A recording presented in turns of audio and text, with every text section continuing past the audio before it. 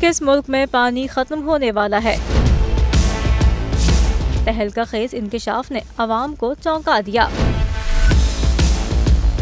मुश्किल में घिरा मुल्क कौन सा है, जानिए इस वीडियो में।